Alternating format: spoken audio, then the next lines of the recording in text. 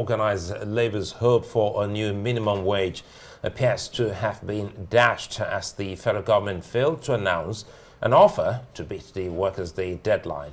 However, the labor union has given the government until the end of May to meet its demand for 615,000 naira for the minimum wage. Otherwise, it would no longer be able to guarantee industrial peace in Nigeria. The government says the new national minimum wage, once ready, will be backdated to effect from May 1. Arise correspondent Omo Bazwaye has more.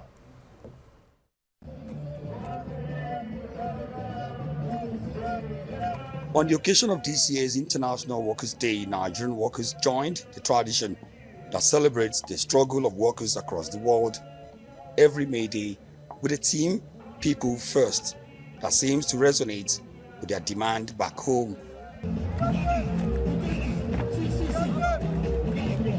It's a celebration that has endured for over 130 years when 300 workers took their destiny in their own hands to demand better working conditions.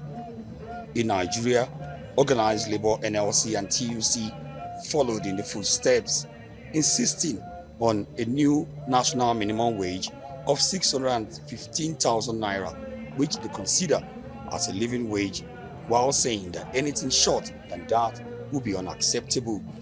The battle for our new national minimum wage rages, our demand for 615,000 naira stands firm, rooted in the grim reality of workers' lives across the nation. At the Eagle Square venue of this year's national celebration, the hopes of workers for a new minimum wage to be announced seemed dashed after government failed to announce any amount. But the government, through the Minister of State for Labor, Nkiruka Oyejocha, however, announced that the new minimum wage would take effect from the 1st of May 2024. However, all of that will be after government and labor are able to conclude on what is realistic and truly reflects the current economic situation in the country.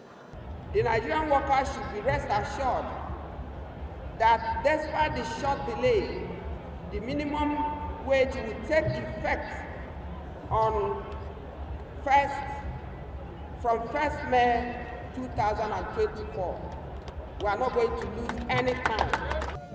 The workers say the triple policies of fuel subsidy removal, flotation of the naira, and hike in electricity tariff have combined to unleash untold hardship on them and have issued a new ultimatum to government to come up with its own offer before the end of May. The Nigerian Labour Congress and TUC have made it clearly and emphatically that should the minimum wage negotiation continue and linger till the end of May, we can no longer guarantee industrial harmony in this country. We reject unilateral and illegal tariff hike and demand adherence to due process. The NLC and TUC hereby advise NEC and power sector operators to reverse the last increase in electricity tariff within the next 1 week. The Labour Union rejects government gift of 25 to 30% pay rise on the eve of Workers' Day, saying it is not the same as minimum wage and a deliberate attempt by government to cause confusion and shift attention away from the new minimum wage that is backed by law.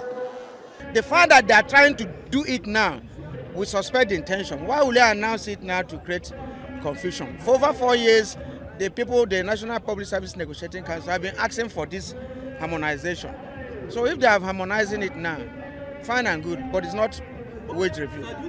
Nigeria's Vice President Kashim Shettima led the government delegation to the Workers' Day celebration, where the Senate President Godswill Akpabio, in his speech entitled Solidarity Forever, re-echoed the plight of the Nigerian workers with the promise that the National Assembly is committed to their welfare. You will recall that on January 30, 2024, the federal government convened a 37-member tripartite committee on minimum wage.